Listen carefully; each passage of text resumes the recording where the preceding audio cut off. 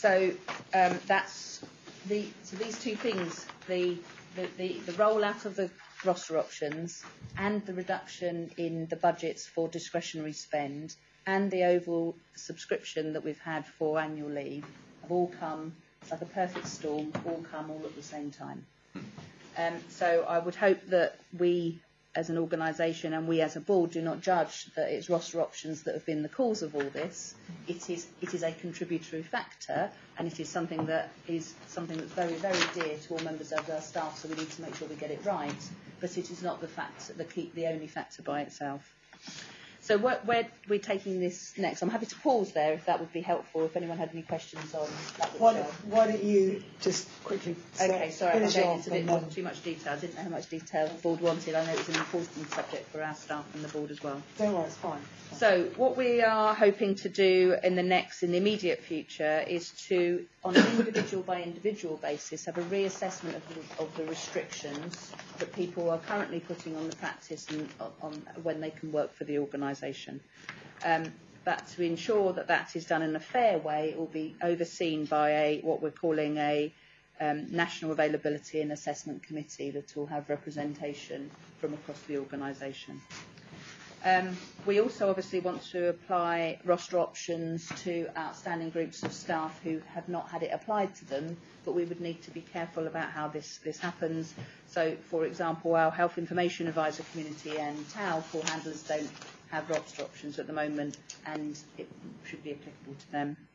We also want to establish a roster options working group. So whilst we want to continue to have this as business as usual activity, we want to have a project group that governs the making sure that the right stakeholders are involved in taking this work forward, and then make changes and recommend changes as we go along, so they can be reacted to the service needs and also our staff needs. So I think in summary then, next slide, has it worked? I think would be the question on the board. I think that there are lessons to be learned. I think we didn't underestimate, but we perhaps didn't put enough resource into a project of this size. And we also had quite a lot of changes in terms of project lead over the life of the project. So there has been 4 project managers, all of whom have either been promoted or left the organisation in the life of this project. So we are very thankful for the promotions, not the people that have left, obviously, and it's not because of this that they've left. We could have, in retrospect, have engaged with staff better, but I think we did do it well during the consultation. We haven't done it so well during the implementation phase, and there are lessons that we need to learn for future initiatives based upon that. And the perception versus the reality of what's the causal thing versus a correlational thing. Staff are blaming the roster options, but actually there has been a number of issues that would have made us in a similar situation had we not made this change at the time. So those are the negatives. Final slide on the benefits. We have had a 4% in the place of health advisors and an 8% increase in the capacity to demand.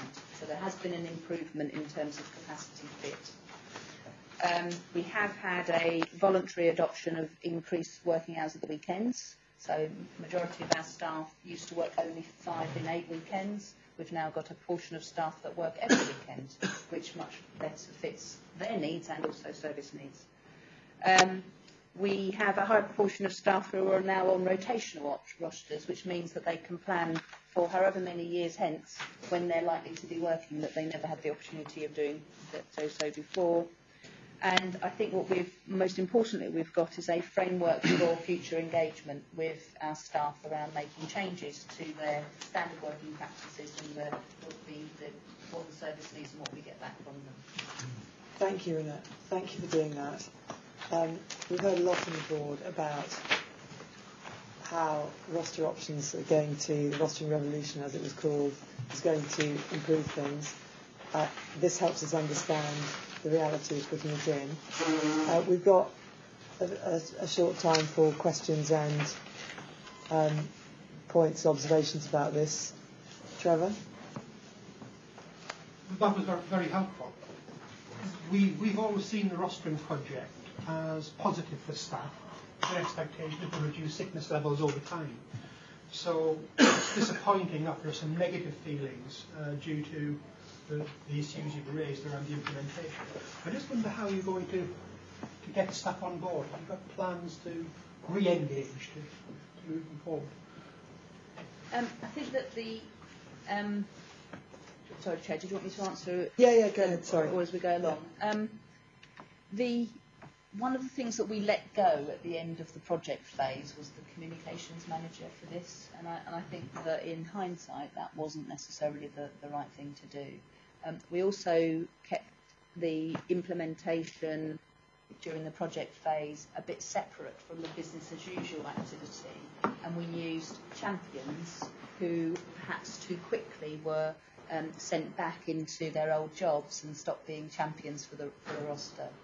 So I think in terms of engagement, we're going to continue to use those champions to start having the more detailed discussions around the feeling that there is from the staff around the roster options, as well as having representation on the different forums that I've outlined already. And I think the other thing is about making sure that we get good engagement with staff side as well. So staff side during the consultation were very, very positive about the benefits that this would bring. And we know that staff side have been very positive about working with us going forward as well, so we would encourage that continuing in the next phase of the project. Thanks, Jeanette. Let's just pick up any last questions. Tim, Louisa, that'll be it then. Thank you. On the last slide where it says a 4 to 8% increase in capacity demand, which is good, but you're saying the benefits are not as great as originally forecast. So what is this shortfall, and can we make it up? The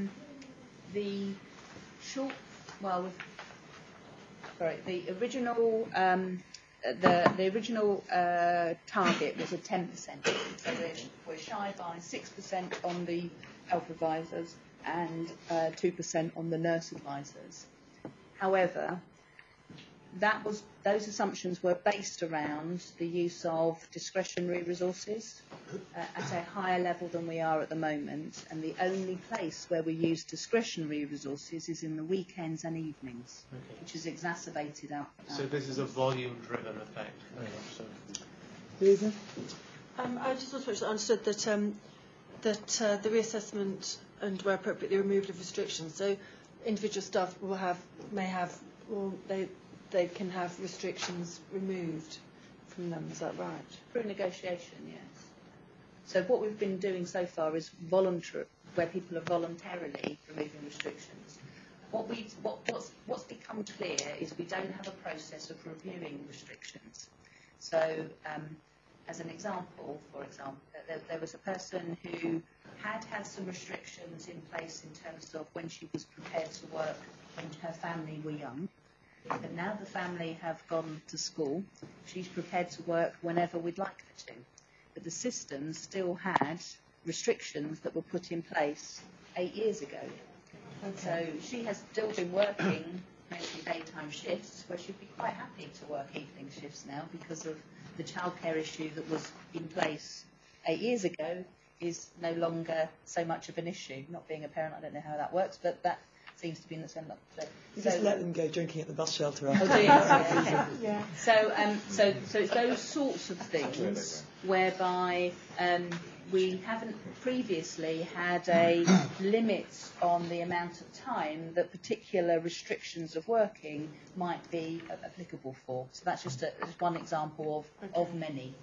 And have there been any, because at the 10-year service, people spoke very openly about their unhappiness and uncertainty and the sense of unfairness around some of the rostering issues, and they spoke of sort of, raising grievances. Have there been any grievances raised? Yeah.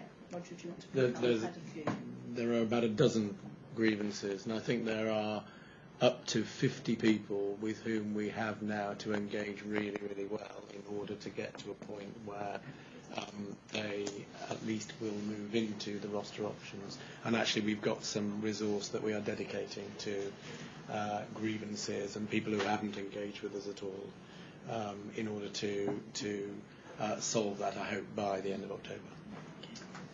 Thank you. Well, I'm sure the board would like a not necessarily such an in-depth update. It's good. It was helpful, but a light touch update, perhaps next month, Roger, or the month after. Yeah. Yeah. Okay. So just to sum up on this issue, it sounds like it's been an enormous challenge to us trying to manage such a big and complex project, and to staff who've been impacted by it. And as you might expect, something which is as touches as many people as this and is as complex as this, implementation hasn't been flawless. So there's some recognition that there were some areas where implementation might have been better. There is still an opportunity to correct some of that and to reassure people, engage them more through a re-emphasis on the engagement and communication side. I think that was what I heard, Renette. And there are still some people who are not yet comfortably fitted into the new system who are being supported to reach a resolution. And I think the board would like just to keep in touch with this, very keen to understand how successful we are in doing that, and how successful we are in delivering all of the very high expectations we had around this project. Is that fair? Can I just in terms of your first point, Joanne, that the project team who have been working on this, notwithstanding all of the changes that I've mentioned earlier, have been working tirelessly and around the clock in order to make this a success. Yeah. And I'm sure that the board would want to send its thanks to Yes, we definitely want to do that. And we want to recognise that it's actually very difficult and stressful to implement a project like this, which affects so many people in such a personal way, and I suspect that the project team will have had to have absorbed a lot of anxiety and concern among staff, which can be very difficult to do. So we particularly want to thank them for having done that. And we continue to have absolute the board continues to be absolutely committed to seeing this project through. Thanks very much. Let's take a couple of minutes break just to walk around and then start again at past.